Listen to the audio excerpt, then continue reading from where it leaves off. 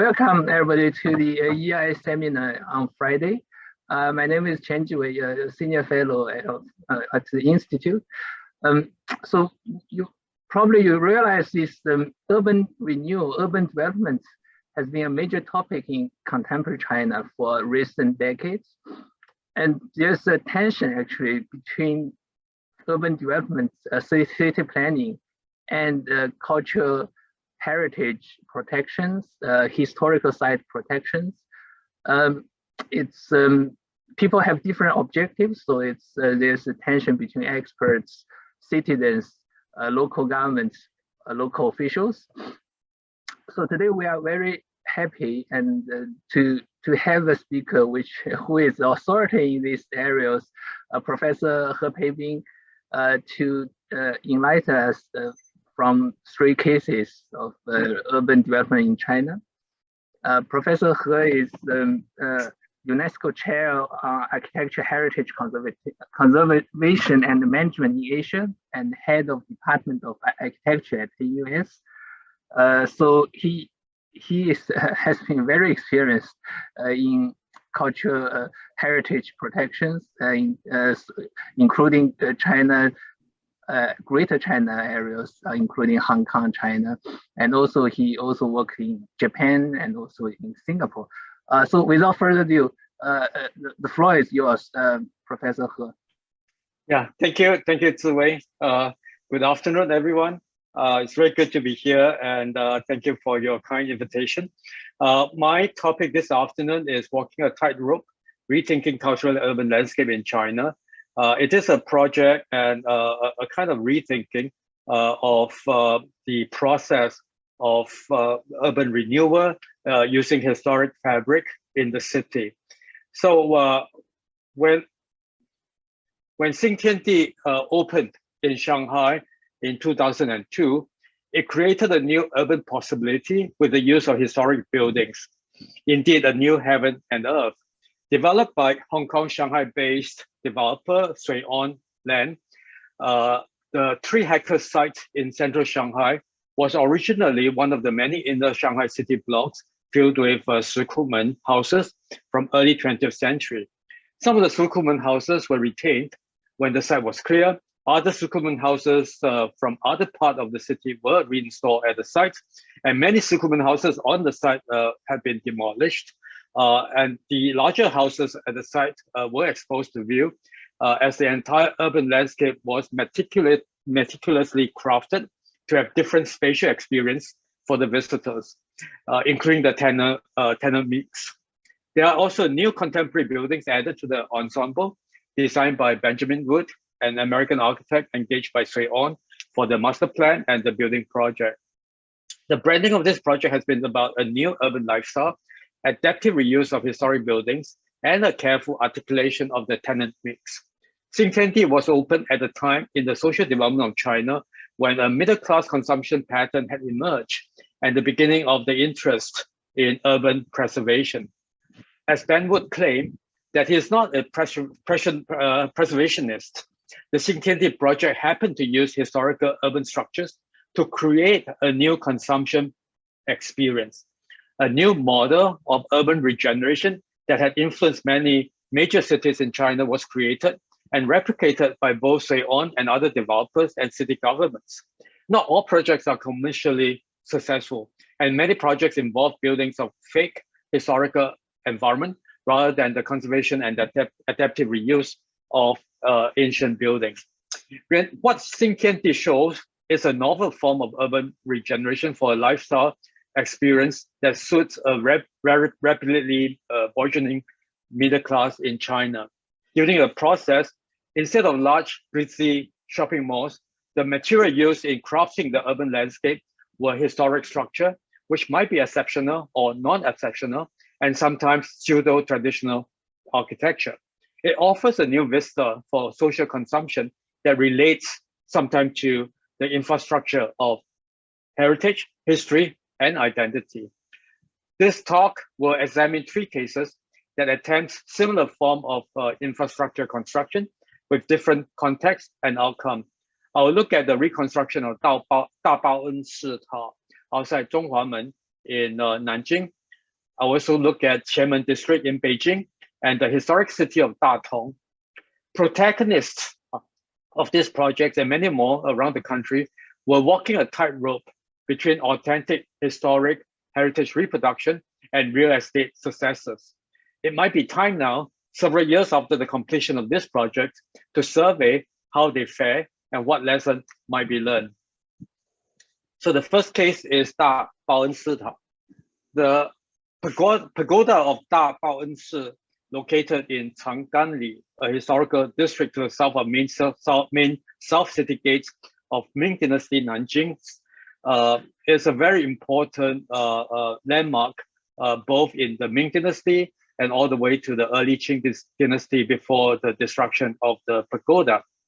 The monastery was located to the east of the central axis, as you can see here, of Nanjing, beside the outer Qinghai, which flows along the city wall. Archaeological excavation have established the site as the site of a string of monasteries down the centuries. First, Jianchu Si of the Three Kingdoms period, Sanguo, to be followed by Changgan Si of the Southern Liang dynasty. During this early periods of Buddhist transmission into China, Buddhist establishment had to be located outside the city wall, and therefore this particular location is a very important indication of the importance of this monastery, Jianchu and Changgan, during their time. However, they were the most important imperial monasteries of the time, particularly during the Liang Wudi's period, who took upon himself as a bodhisattva emperor, Pusa Huangdi, and the idea of Changganshi. The monastery was rebuilt during the Northern Song as Tianxi Si in 1011 through the efforts of several abbots and supported by the imperial household. A pagoda was built in the monastery to house the Sarila, Salizi, and skull said to be from the Buddha. During the early Ming Dynasty, the monastery was revived and rebuilt. However, it was the rebuilding of Ming Chenzhu between 1360 to 1424 for his mother that has created an international reputation for the monastery even at that time. Named as Da Bao'ensi to repay the kindness of the mother, the scale and size of the monastery must have surpassed the various monasteries erected before. But the most extraordinary structure in this monastery is a 9-story pagoda that was covered in glazed tiles. This pagoda is known as the Porcelain Pagoda, as seen in this very early engraving of Neuhoff in 1665. The pagoda was built in 1420 and engraved in 1665. It was visited by this Dutch ambassador at that time, and and also the stewards. And this particular engraving is from the hand of the stewards, John Neuhoff. This magnificent monastery and the pagoda was destroyed in 1856 during the Taiping Rebellion, and the site outside the city gates of Nanjing was found occupied by a lot of squatters at the end of the 20th century.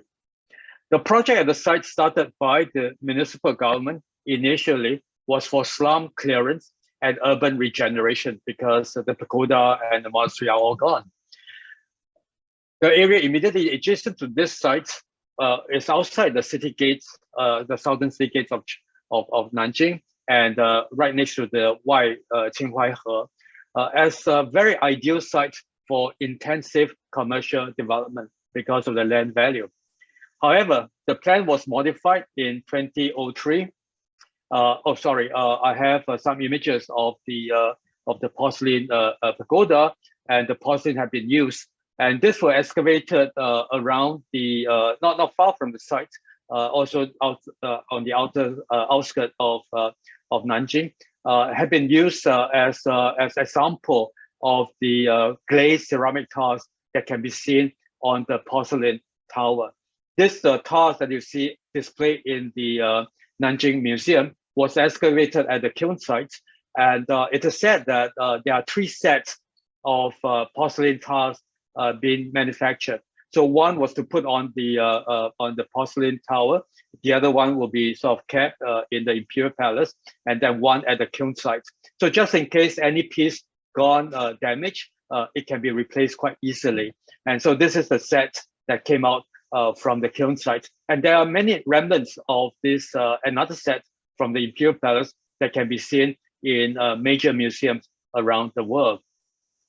And this is the inside that they uncovered inside the pagoda. And this particular excavation started in 2003. Instead of urban renewal, when the site was excavated, they found many treasures.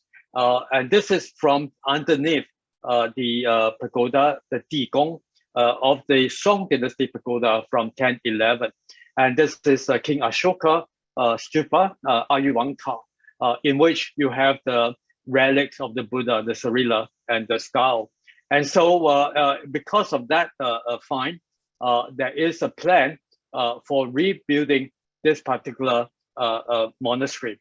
So while we started as a project of urban renewal, by the 2003, they focused the site to be a Jingling Da Bao'ensi Pagoda Site Museum. So Jingling Da Bao'ensi Ta Yizi Gongyuan. With this refocusing, a team from Nanjing Southeast University Department of Architecture, including Pan Kusi, Chen Wei, and Zhu Guangya, came to study, but also to plan and put up a proposal for the rebuilding of this particular monastery and this Yizi Gongyuan, this site museum.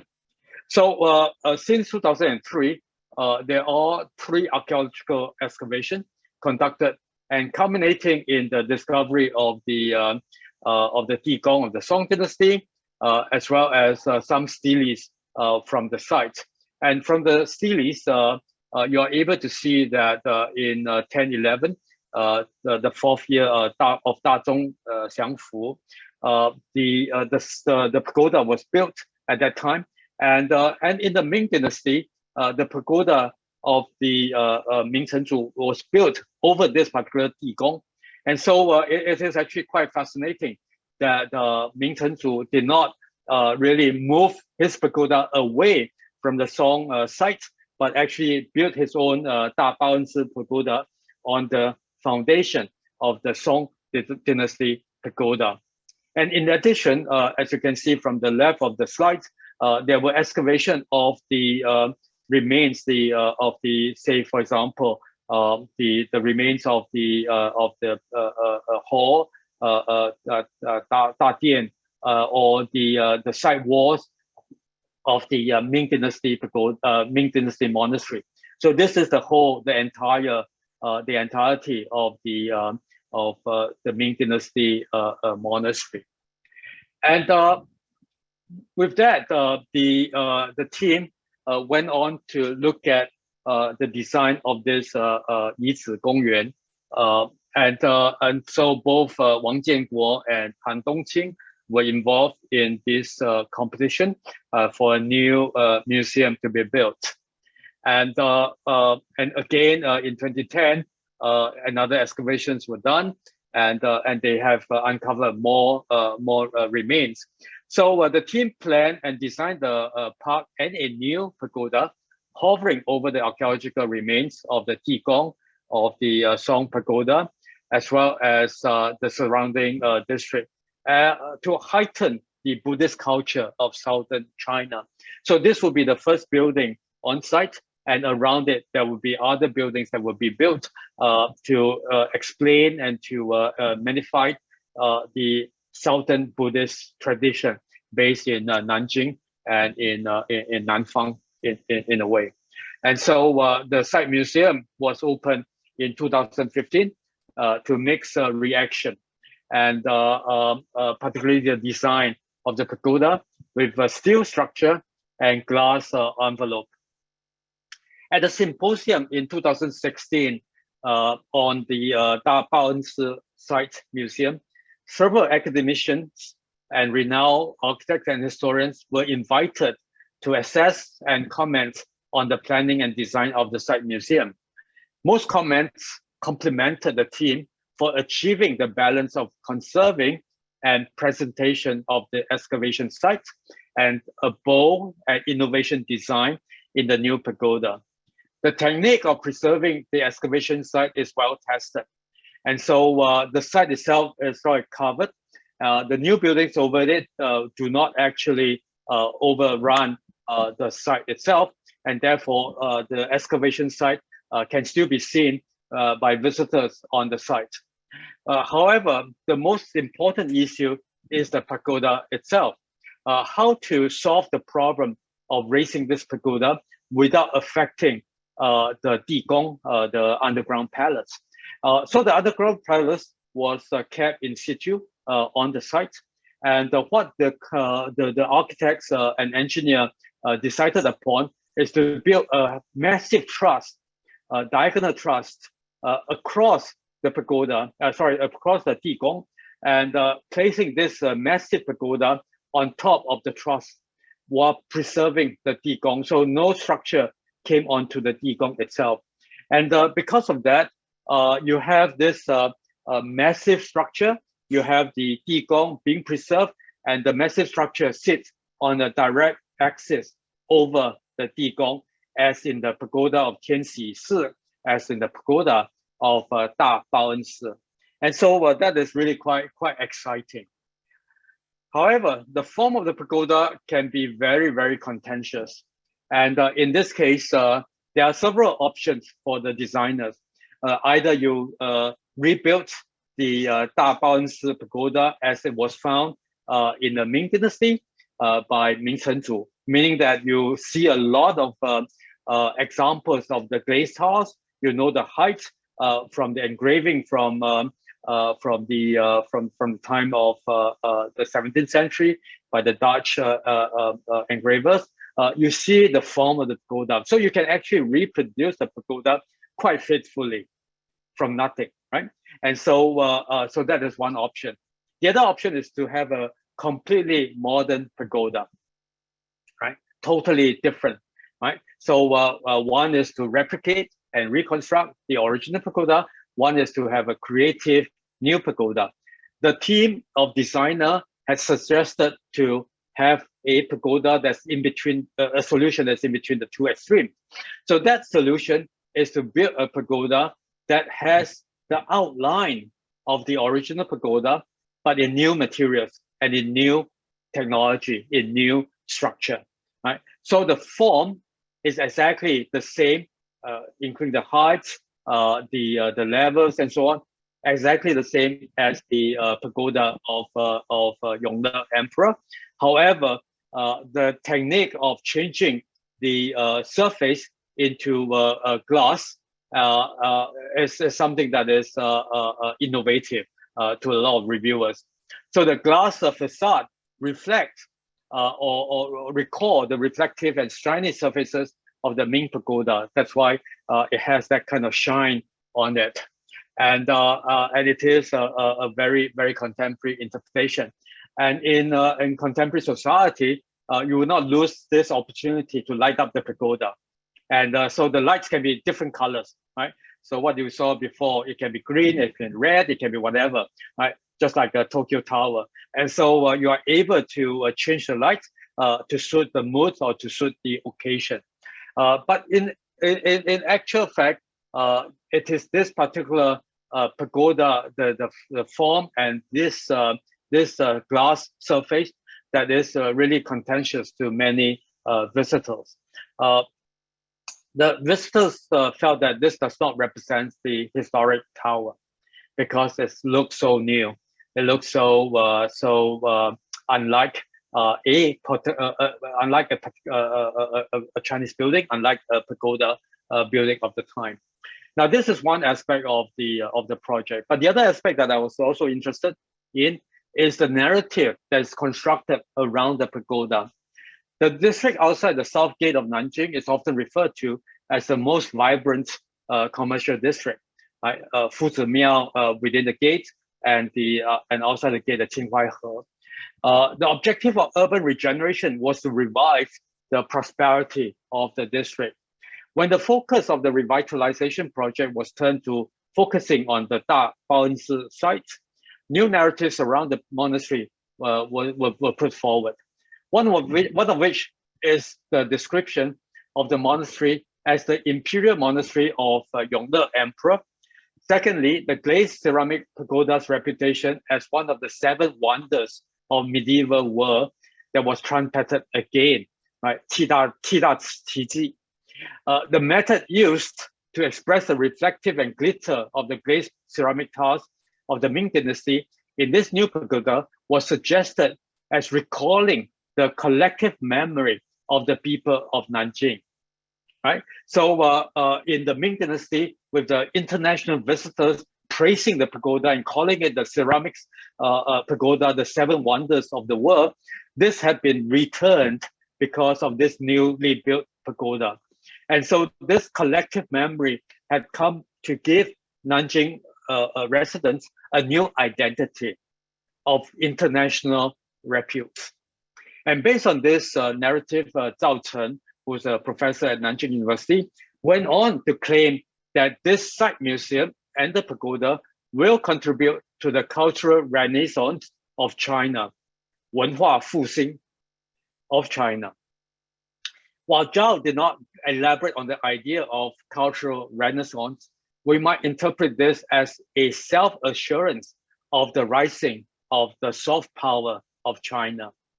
This assurance is said to be based in part on the foreign authentication of the extraordinary feat of engineering and craftsmanship.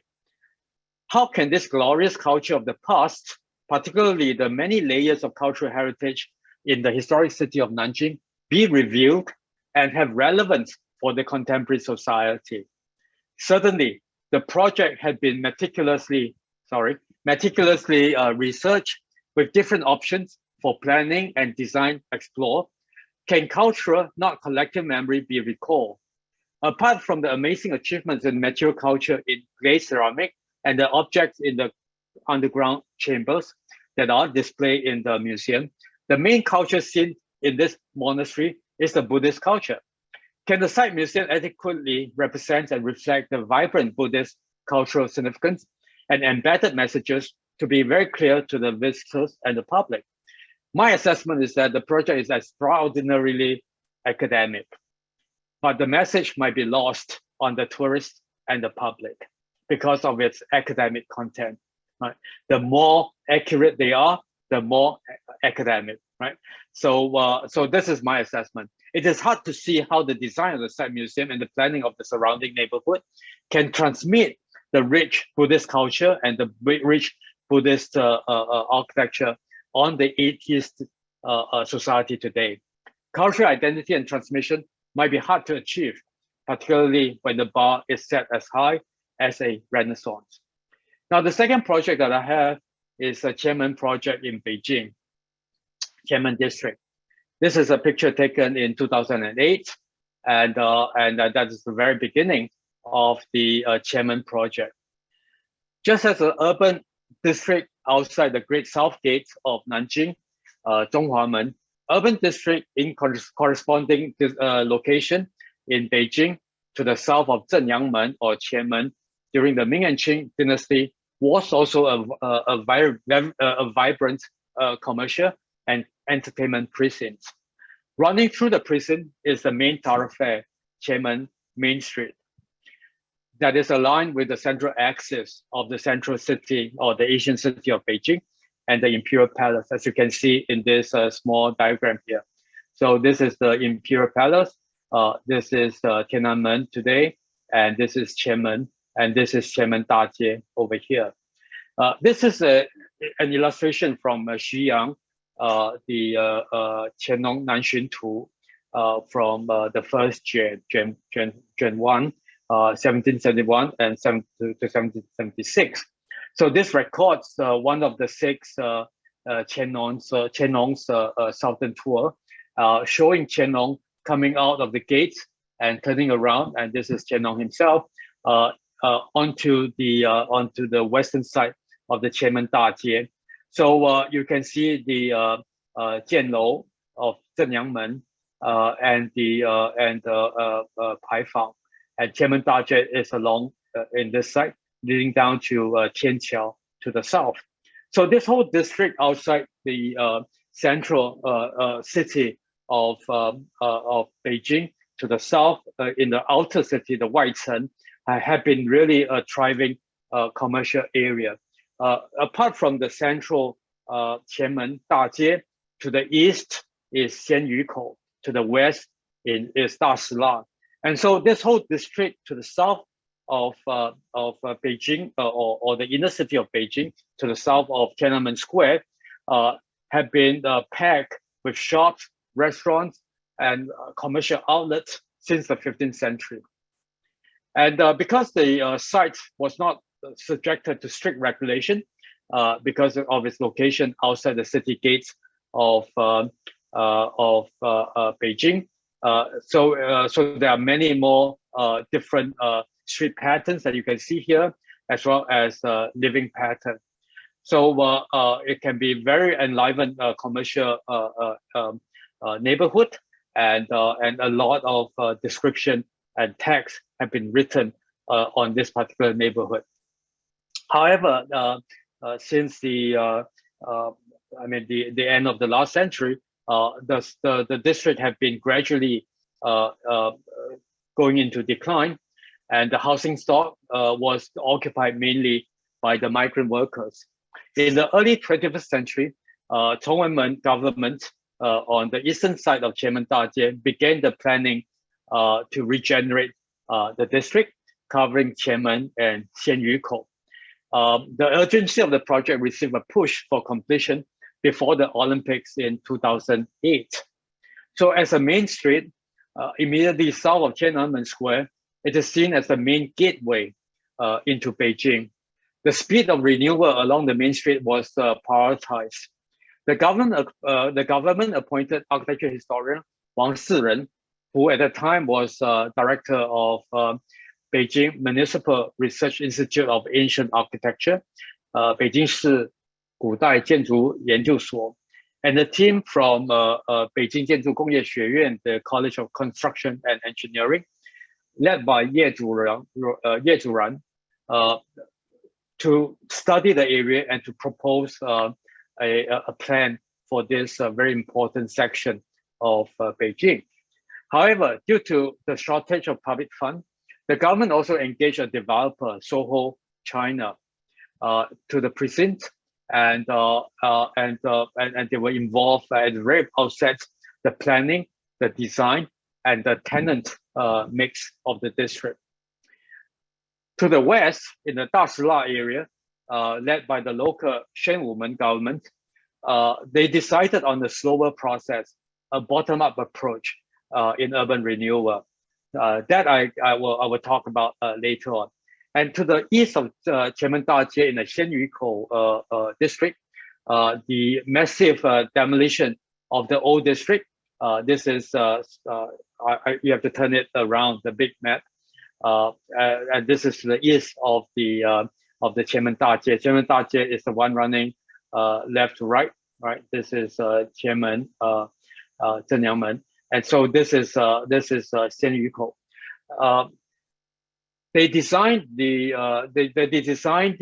district by bulldozing almost every building, and because there's a Taiwan Huiguan in here, somewhere here, and therefore this site was given to a Taiwanese developer to develop into a historic plus almost like Xingtiandi plus commercial development.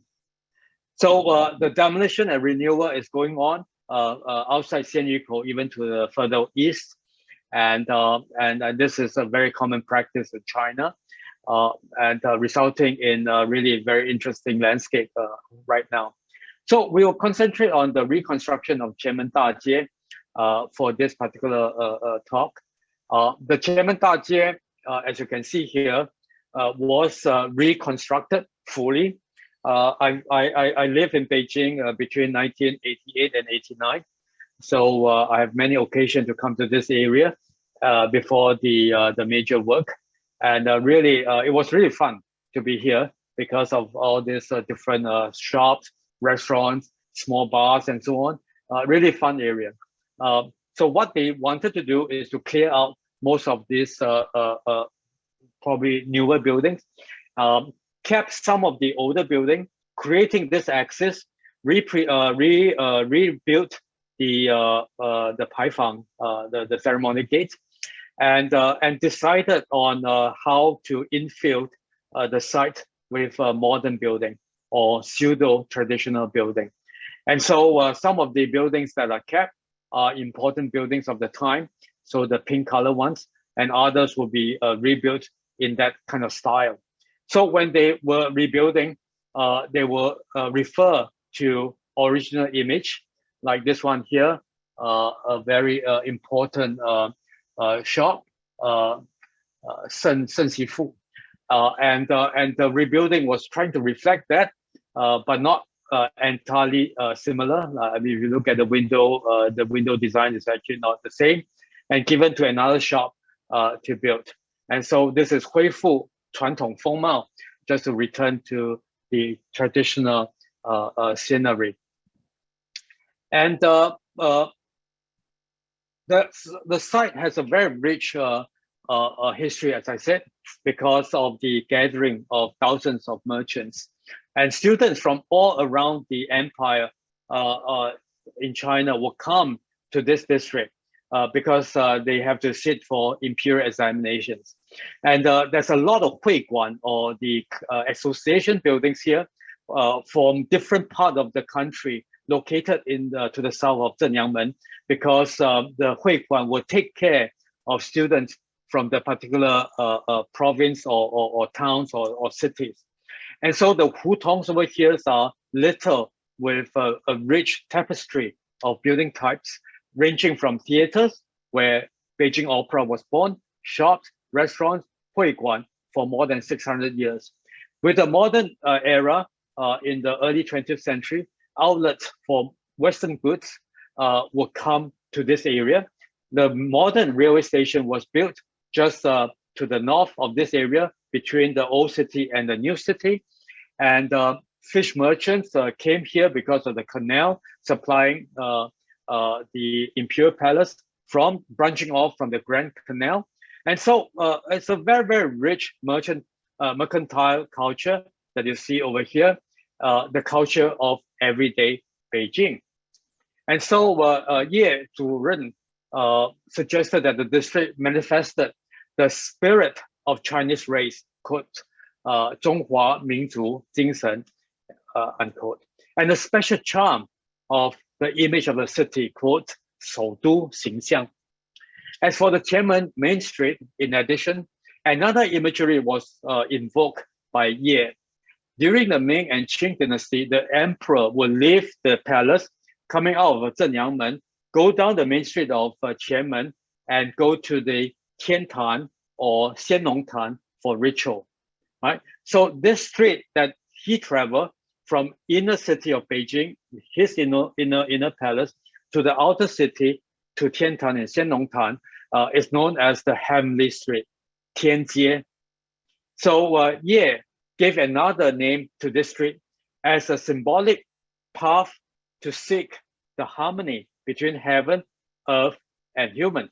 人民追求天地人和谐的象征之道. This is from Ye Zhuren. And that's really quite interesting. So the street itself is not only a commercial street, because of this many layers of history and symbolism, it also becomes a street of the Chinese race, of the Chinese spirit, of the image of the capital, but also the harmonious pathway uniting heaven, earth, and man. So in planning this district, a few guiding principles was adopted by the team. One is to keep the urban vein. Second is to conserve the buildings that are significant. Third is to rebuild the buildings that are dilapidated but of aesthetic significance. And lastly, the design of new buildings to fit into the traditional historic landscape in the land parcels that are vacant.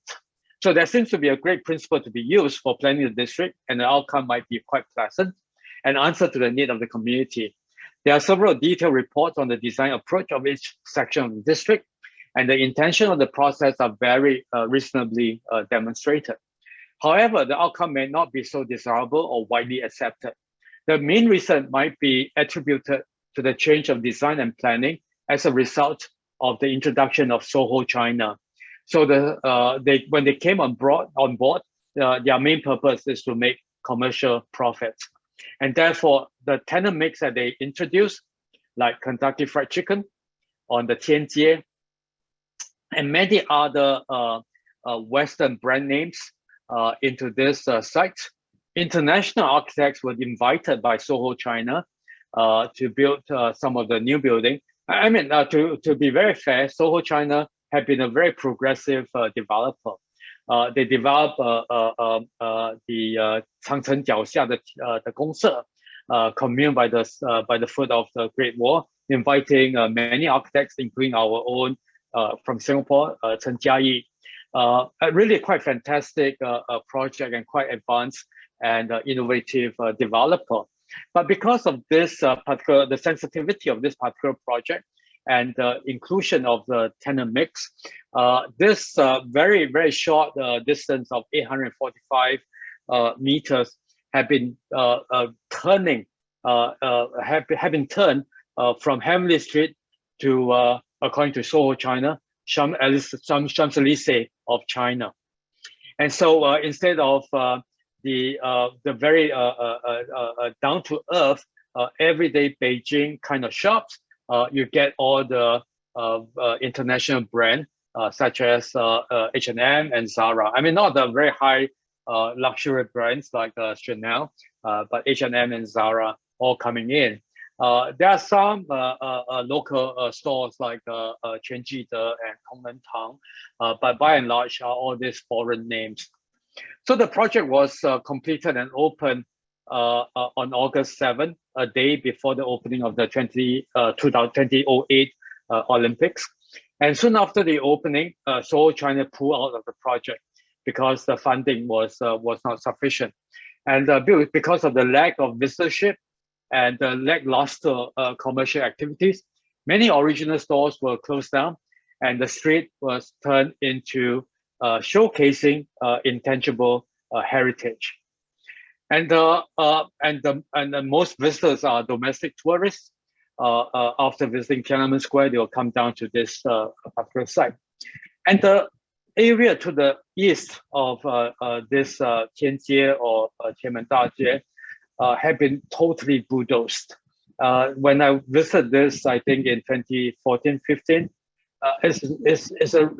when all these pictures were taken, it's really very, very sad. A lot of very good quality houses, the Sihe Yuan were bulldozed, and residents were moved out and totally kind of regenerated. It's actually too good a word for this district, into a commercial and housing district. So that is really very, very bad. So what can we say about the Qianmen project?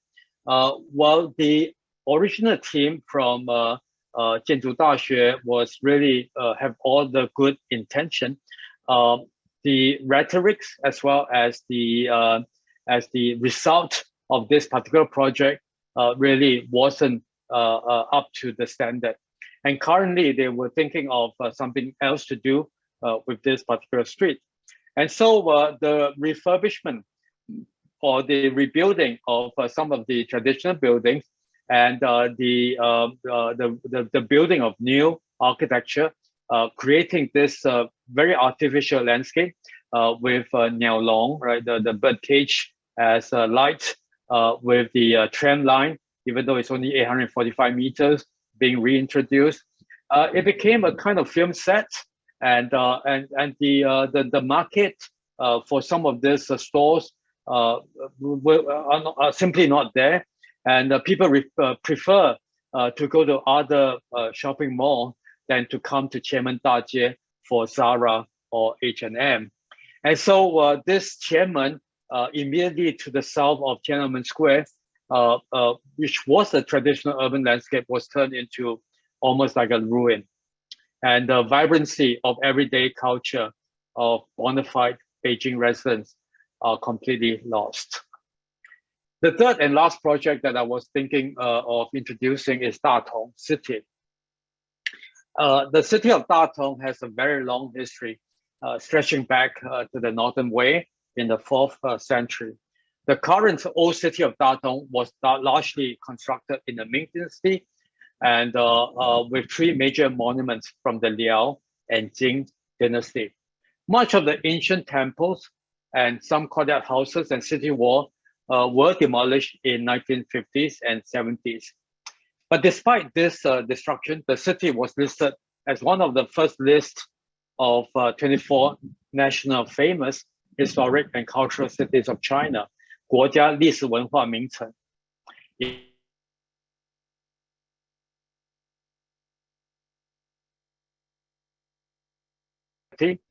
It enjoyed a period of prosperity in the 1970s and 80s due to the oh, I'm sorry, my internet was lost for a moment.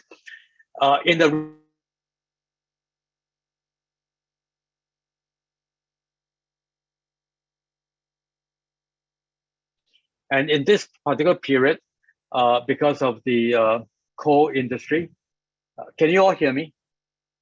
Yes. Yeah. Yes. Yeah. Sorry. Okay. So particularly because of the coal industry that sort in the surrounding area, the city has enjoyed a period of prosperity. But after that, after the abundance of coal in the region, the city began a steady decline. And multi-story buildings started to appear in the city, especially in the center of the old district, which became also very crowded, dirty, and polluted. And so in the 21st century, municipal government began to consider how the city could be revitalized, while the monuments and historic buildings can be adequately protected. The plan for rebuilding the old city kicked off fervently with the arrival of a new mayor called Geng Yanbo in March 2008.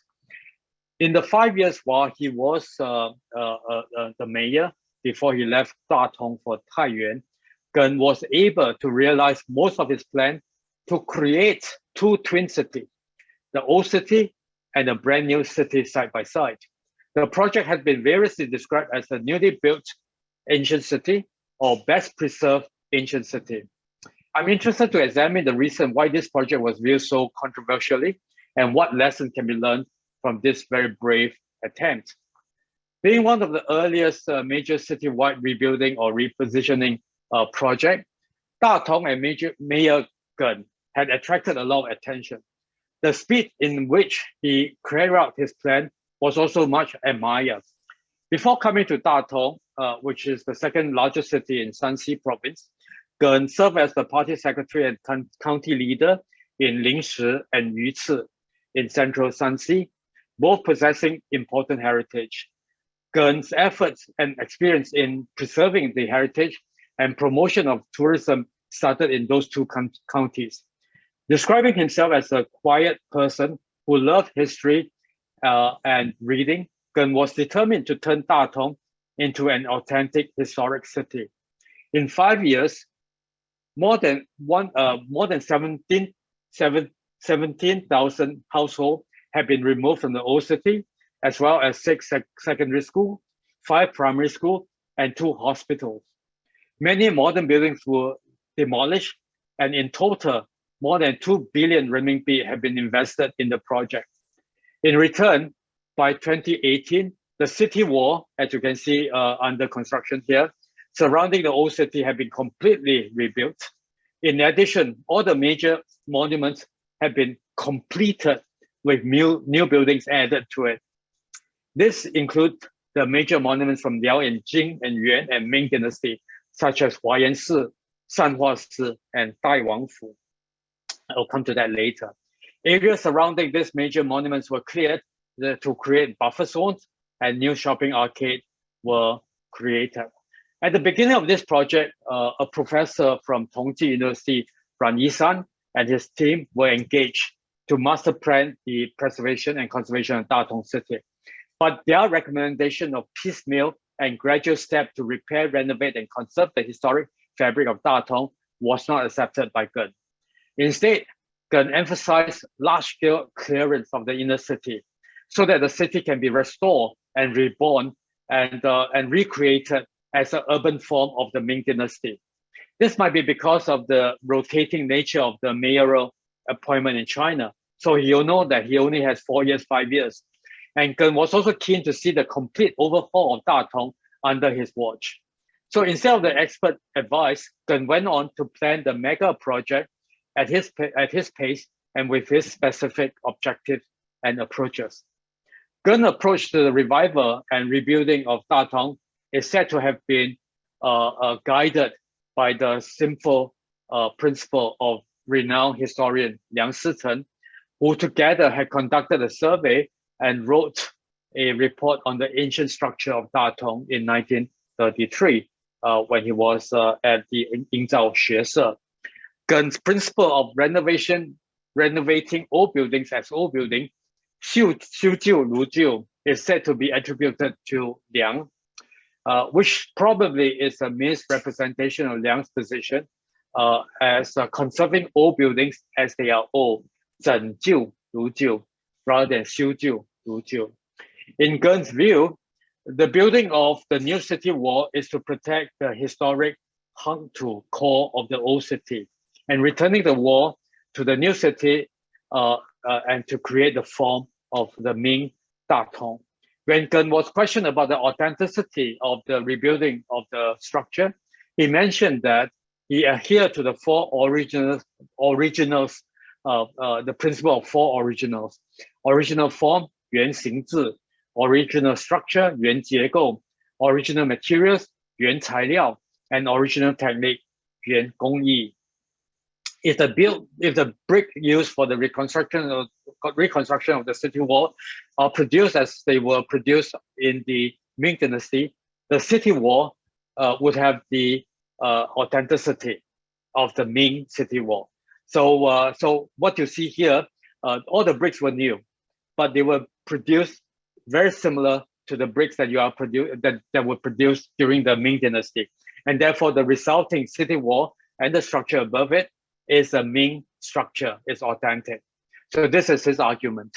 And so he also talked about this as a reconstruction and conservation in the East Asian context. So the original environment, 原环境, as a different concept of Western concept of authenticity. The other principle that underpins the international concept of heritage conservation is integrity.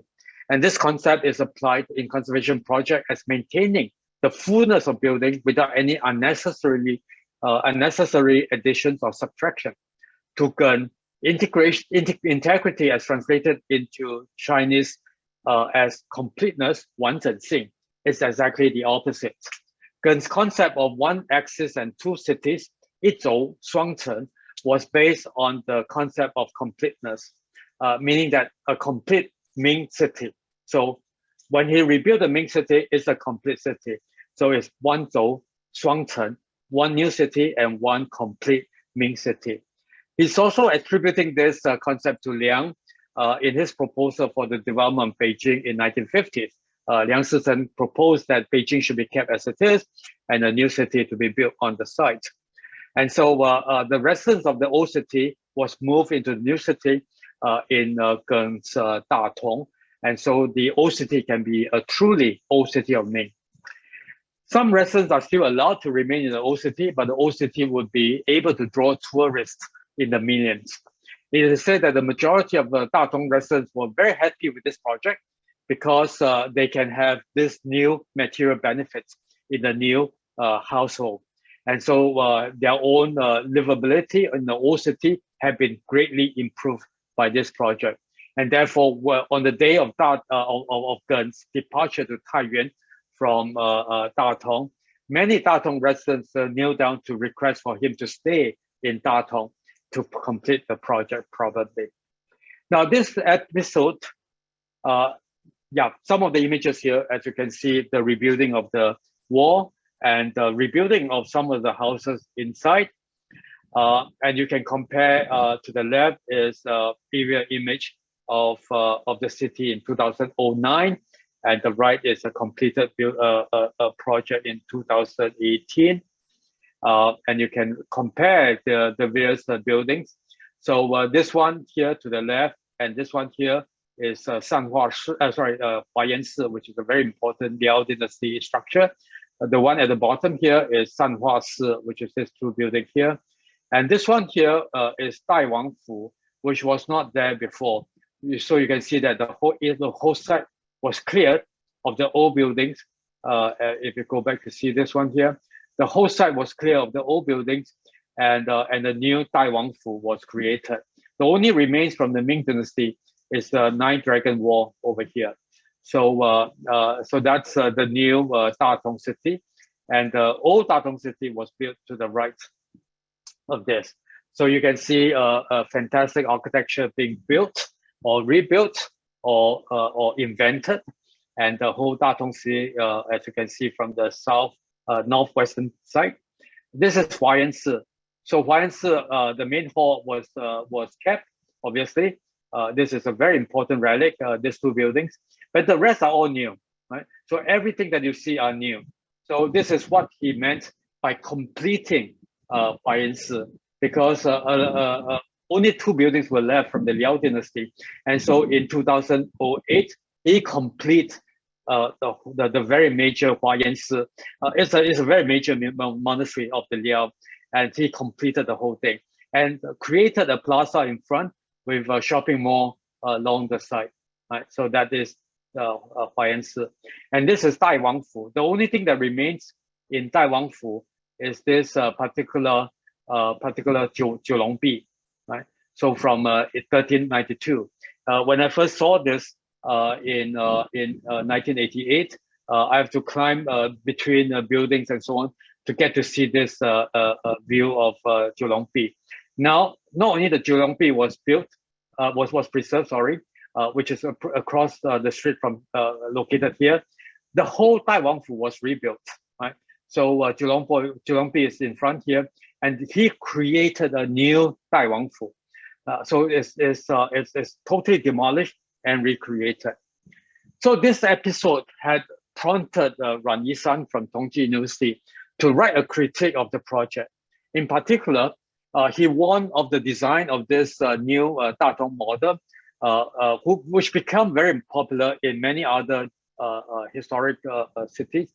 By bulldozing the historic neighborhood, the demolition of this historic neighborhood to create a new Datong or new Datong model would be a very, very great loss to historic heritage.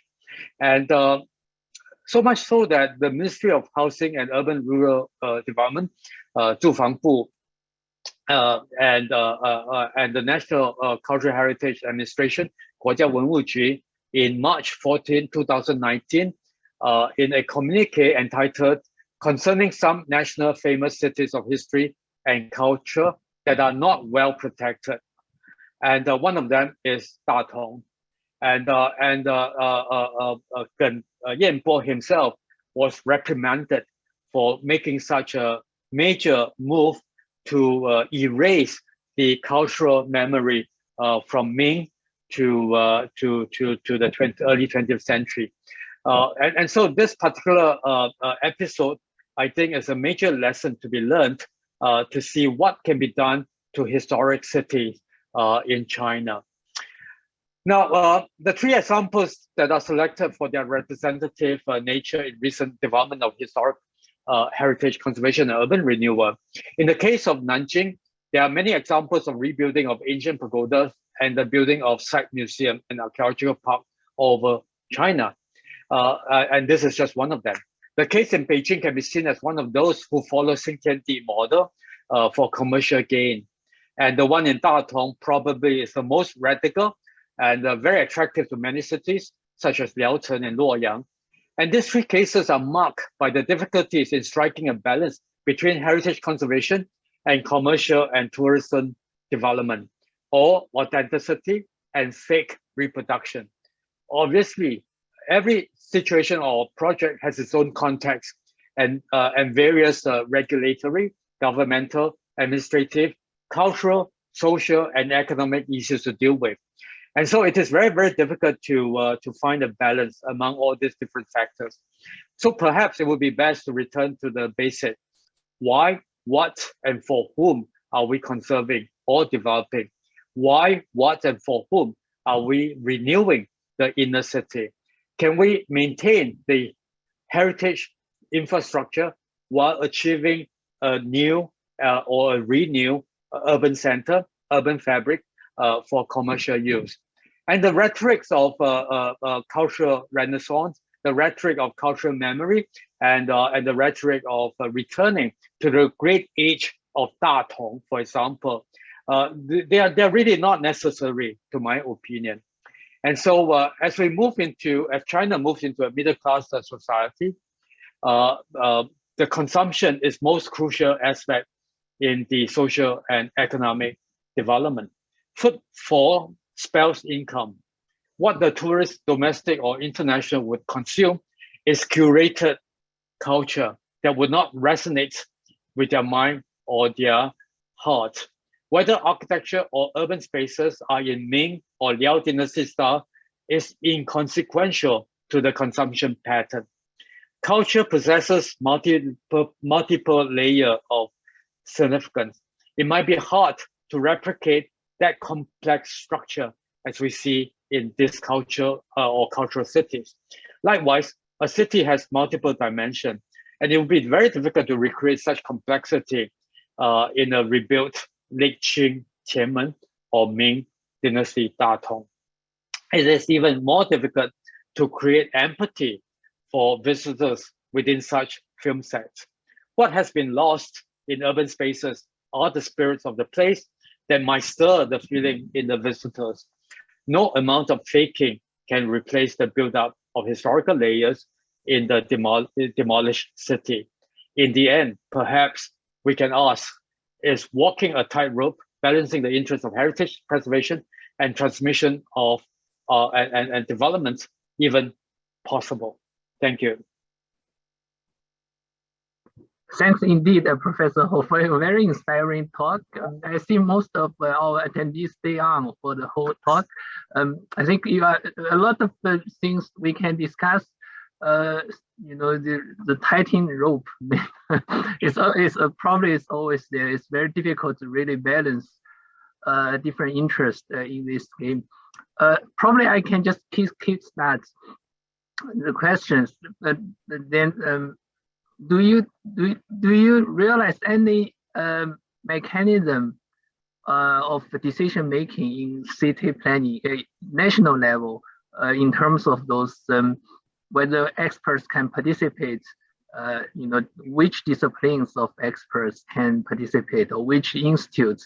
Like you said, Beijing 建筑大学, Tongji 大学, they are experts in certain areas, but whether economists, city planner, or other experts will participate in the decision-making process.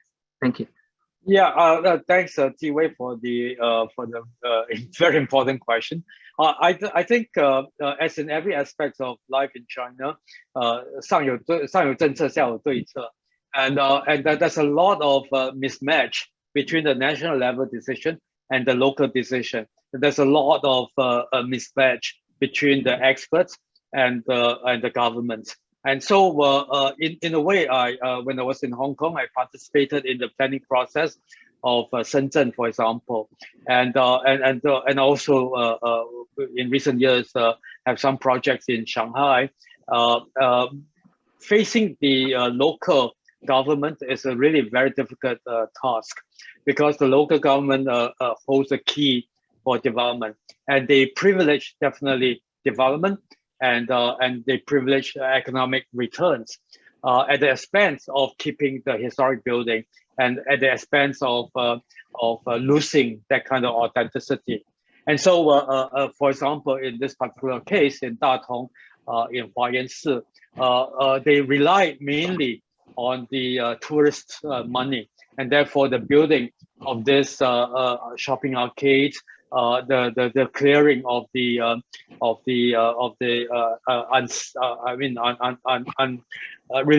very unsightly really unsightly houses and so on, to create this kind of sense of arriving at a major monument. I think it's very good to preserve the monument, but the developments all around it are really for economic gains. And so whether we are able to find this balance, and whether the central governments can have their policy implemented all the way down to the city level or the county level, is really quite hard to say.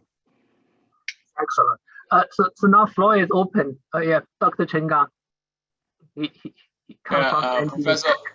Professor Ho, yeah, thank you very much. I think your presentation is very interesting and give us kind of comparison among the three cities with cultural heritage. I think basically the issue is about having a balance between preserving the cultural heritage and identity and pursuing modern development. So from your opinion, it seems that you think that Nanjing is most successful among the three. I don't know. Yeah. So may I know how, why, if that's the case, why you think Nanjing is most successful in retrieving its cultural identity and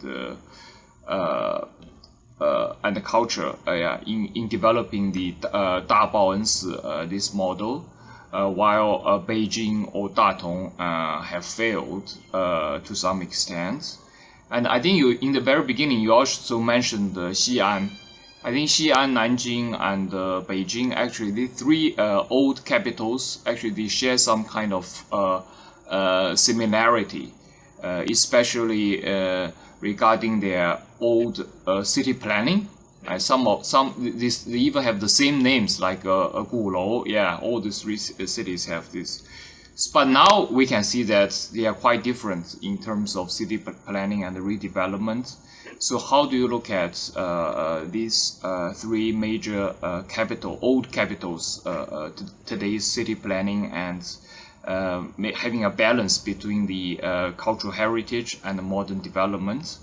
Secondly, I think something you have not mentioned yet, I think you must have also a deep understanding about, is about the feng shui in Chinese old city planning. I think in dynasties, I think be it Nanjing or Beijing or Xi'an, I think when the old city planners, previous city planners, they must have this feng shui in mind. So I do not know whether in today's development, of course, in Communist Party's language, they usually do not discuss this openly.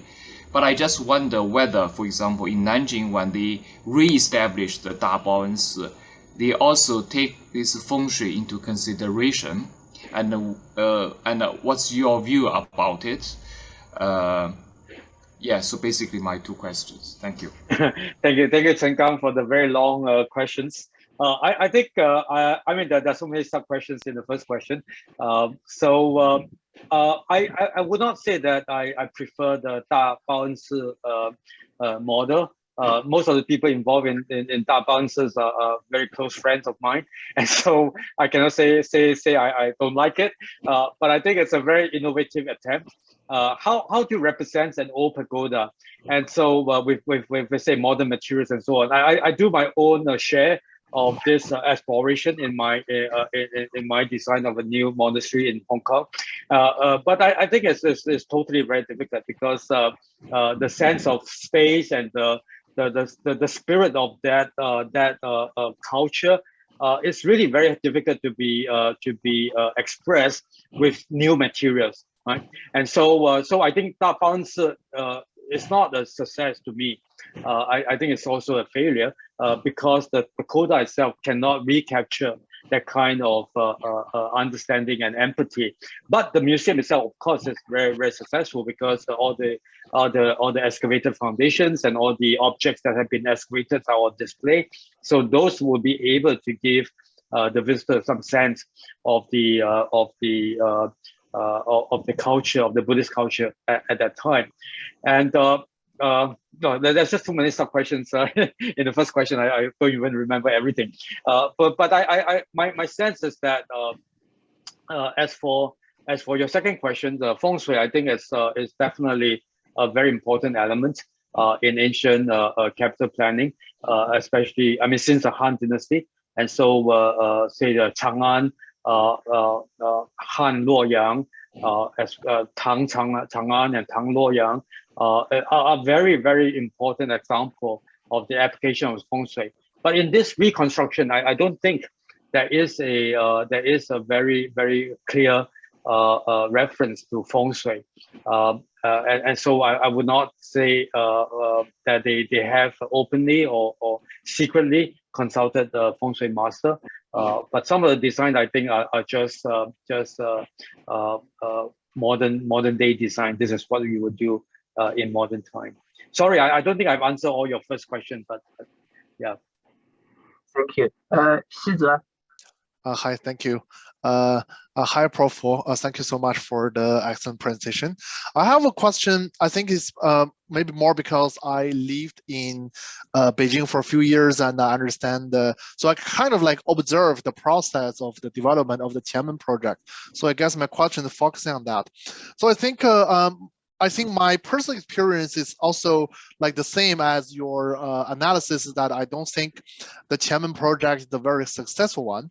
And my personal experience is maybe I think two of the factors stand out for me. One is like they are not, seem to me they are not attracting the correct tenant.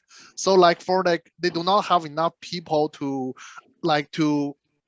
do the theory, to make it as lively as the placemaking theory predict, like bars or like specific shops to let the people spend like a fair share of time. And second, I think whether it is related to the scale, like normally like the street, the pedestrian street like this wide normally will not be successful. So my first question is, do you think from design perspective, like whether design, like any design element are also contributing to the failure of this project? Yeah, Xizhe, I think your analysis of Qianmen Dajie, I think it's quite correct. The scale is really too big for intimate shopping experience, and therefore going between the two sides from one side to the other would be kind of difficult. And so that would be one reason. And the idea of tenant mix is also another one. So they are not attracting the right kind of customer. And I've been to the Qianmen Kaoya Dian, which is located over there, and really quite nice. And I think it's all nice pseudo traditional architecture. But otherwise, I think the positioning or the 定位 is not quite correct, and therefore now they turn it into like a sort of outdoor museum with intangible heritage, and that again is actually a very wrong 定位, wrong positioning. And so I think they have to find a way to reuse some of these buildings. But in the older days, the district can be very vibrant. Even with this wide streets with cars running through and buses, and I think there's a way of changing it for placemaking to happen on that street to allow for more porosity between the buildings and the street, so that the inside-outside relationship and more activities happening on the street, so that it's not just for people to walk and browse the window or window shop, but really to have activities on the street. And so like our Boat Quay and Clark Quay, when you have so much more activities on the street, people will be attracted to stay there. So I think it's a way of positioning. But when you call it a Tianjie heavenly street, people are scared, right? So it becomes so clean and so so well defined and so disciplined. No one can come out of that line, and so I think that's one failure. Yeah, thank you. I think I have a quick follow-up question. My second question. So I think my understanding is, even if you're saying like we can say it as a case of like developer lead profit-driven project, I think the Qianmen Tianjie project, even from a developer that like a real estate developing project perspective, is still a failure, right? So I don't think it's even successful financially. No, it is a failure. That's why Soho China pulled out, because they cannot make money, right? And they sell their share to the various shop owners. I think this getting profit from a development is legitimate, right? So I'm not questioning that. I'm planning a project in Shanghai, and I ask what does the developer want. And the question, the answer that came back is to make profit. So that's it, right? So whether it is a traditional environment or not, the only reason for the project is to make profit. And but can we make profit and at the same time preserve the environment, as well as the cultural memory, as well as this massive layers of cultural identity that's embedded in some of this urban project? Is it at all possible, right? Yeah. So whether we want to go after Xingtiandi model or other models, and this is something that I'm actually thinking right now. Yeah. Well, thank you so much. That's very informative. Perhaps I saw Professor Wang Gongwu is in our audience. I wonder, Professor Wang, have any? Professor Wang is very familiar with Nanjing's historical sites. I just wonder. Well, I'm a great admirer of Liang Shicheng's original proposal and all the follow-up effort and work that has been done since. Of course, I'm actually not a good critic. I'm not an architect. I have no expertise, but I really enjoy watching all the new buildings come up. Many of them, as far as I can understand, are trying very hard to be restored to its full glory. But I'm not at all sure, of course, whether the exact proportions and so on have been reproduced. All I can say is that every effort that I've seen seemed to be something that has improved, certainly better than leaving them in the condition that they were 100 years ago or 50 years ago. And, but of course, what I'm really objecting to, what I object to, is not where the heritage places are. I think when they are really valuable, very beautiful historic places are concerned, the efforts are really remarkable. What I'm really concerned is where in the smaller cities, where the city planners and so on really make a mess of it. They destroy the small cities, turning them into trying to have big highways and building modern buildings, and they ruin so many beautiful cities, particularly in the Jiangsu, Zhejiang area, where I used to remember some beautiful towns with beautiful streets, old streets and so on, all been taken away and replaced by 8-lane highways and it's very modern, functional buildings which are not impressive at all. That is where I feel the real sad story. So I don't think I have any opinions about the heritage, the cultural heritage reclamation. I think those attempts, to me anyway, I'm being as I said, untutored in these matters. To me, I just love them to see them replaced. I think just my own feeling is that unfortunately, it's very expensive. So in many areas, people just can't afford it.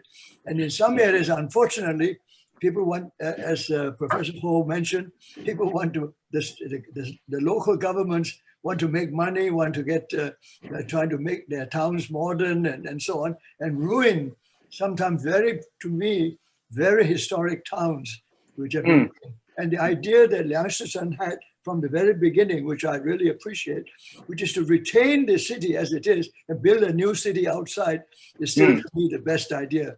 I believe some parts of South China in Guangdong that I've seen in places like Chaozhou area, in Guangdong area, they have done that. Like, for example, Xinhui, I noticed that they have retained much of the old town or some parts of Guangzhou and built a new town outside. And similarly, in the Chaozhou area, they've done that too, preserving the original city and build a new city outside. Now that to me makes much better sense. So on Professor Ho's work, I'm just full of admiration for what is happening.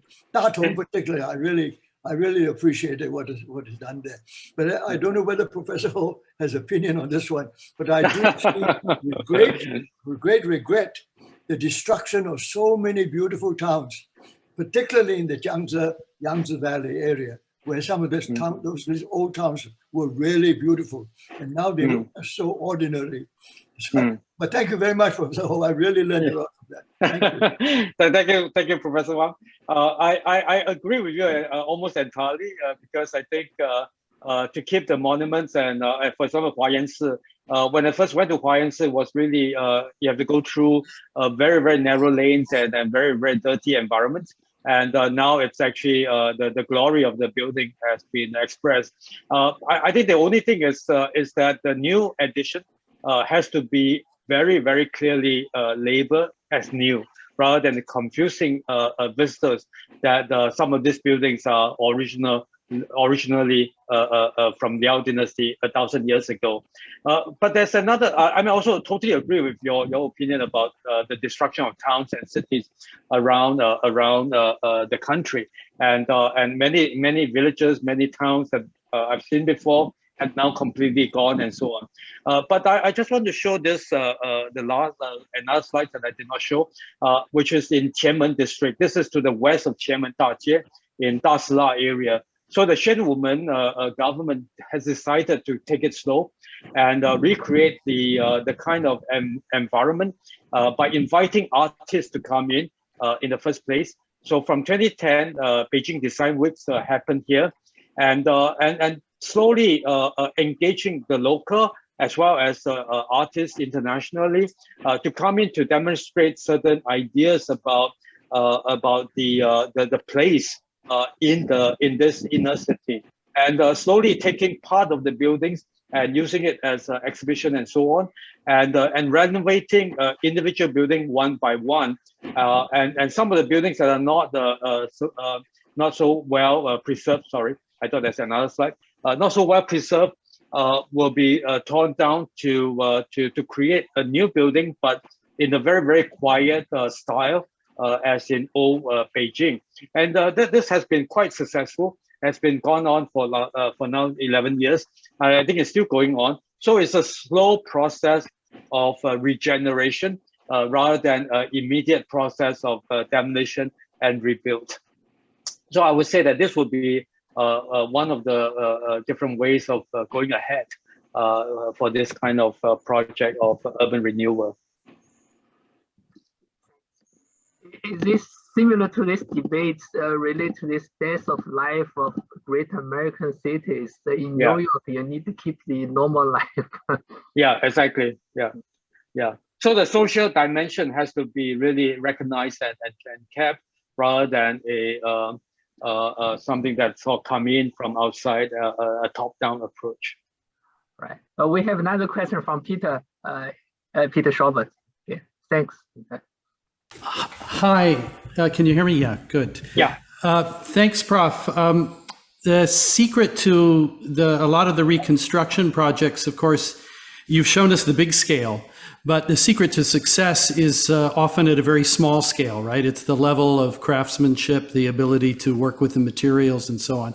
And here I'm quite curious about, I kind of have I'm not sure what the picture is in China. I mean, on the one hand, we import for certain projects in Singapore, we import craftsmen from Chaozhou who do very good work. But in other cases, when you look at projects, you see that the level of craftsmanship is not very good. Is it a skills gap? And then I'm just curious as to how these traditional skills are developed, how that's organized. You know, in France, for example, the ability to restore woodwork is highly respected, and you have to be very competitive to learn how to do this kind of skill, and then to work on restoration of buildings. Where is China going in that side of things? Yeah, thanks for the very good question, Peter.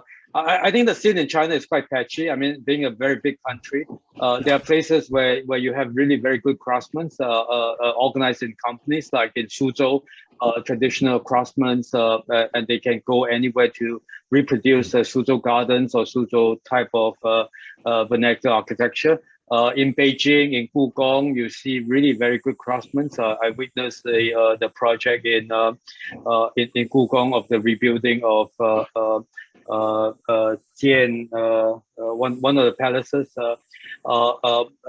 and the cross tradition that had been preserved was kind of continued. In some other areas, new initiatives have been started to retrain craftsmen. I'm thinking about Tibet and some of the restoration of traditional Tibetan houses and monasteries with traditional crafts tradition. I think that have been revived, and so it's really quite patchy. But obviously, there's a lot of work that are done that are really shabby and really by very very bad craftsmanship. Yeah. Thanks. Any further questions? We have the city planner, Jin Yi. I don't know whether Jin Yi have any comments from city planner's point of view. Yes. Hello, can you hear me? Yes. I'm not a city planner, just an urban studies scholar. I think thank you so much for this wonderful presentation, because the three cases are very fascinating. But I think one thing I wanted to ask is that I happen to have a chance to communicate with a local citizen in Datong. I think although we talk a lot about the from the perspective of culture, of heritage preservation, of a kind of academic perspective, but I think some of the Datong people, as you mentioned, that they feel they do have a very strong sense of honor after the creation of so much spectacles in this city. One thing actually linked to this is the declining economy of Datong for a long period after the energy industry in that city become a kind of can no longer maintain as a kind of economic pillar for them. So they think that it's a kind of opportunity for the kind of economic transformation of this city from a kind of a coal producer to a kind of site of action of tourism.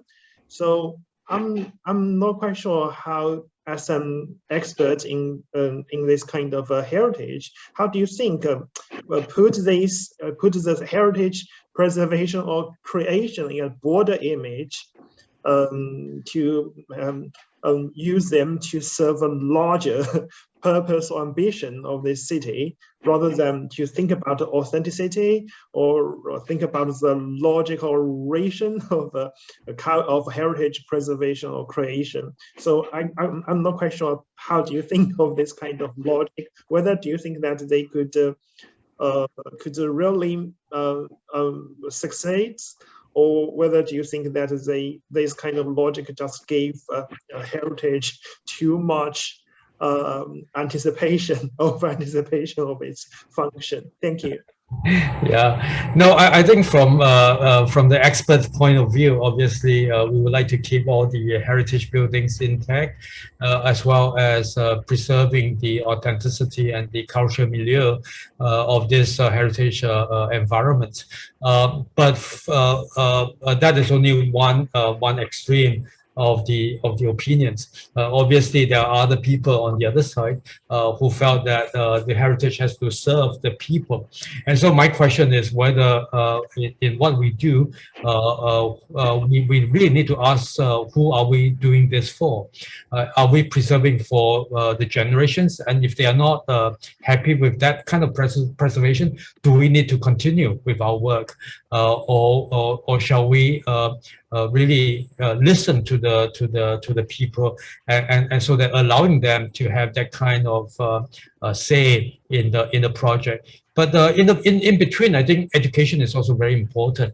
And so when I talk about the rhetorics, for example, in Datong, the rhetoric of returning Datong city to the glory of its past, in the Ming Dynasty with Dai Wangfu and the Zhulongbi, as well as in the Ming in the earlier dynasties in Bao'ensi with Bao'ensi and Zhonghua Men.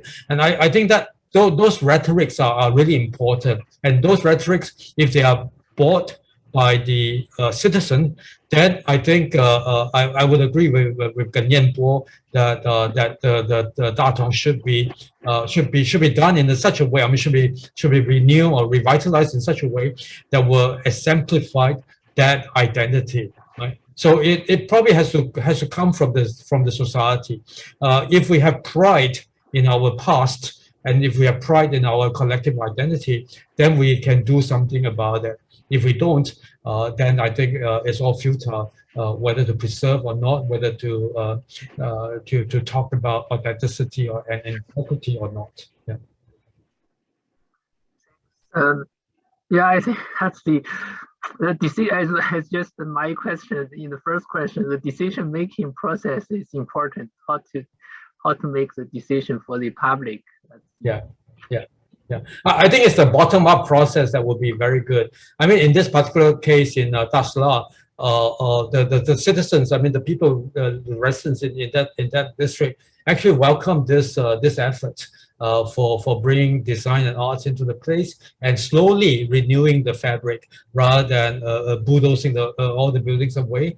And so everyday life can be preserved and their memory will not be erased like in many other places. So it's not like returning to 200 years, 500 years, or 1,000 years ago, but keeping the current contemporary society intact and happy. Thank you. Any further questions?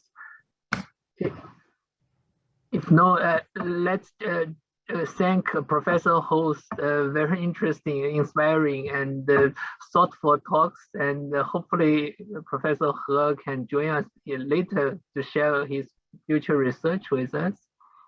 Thanks a lot. Thank you. Also thanks for all the attendees. Thank you. Thank you all. Bye.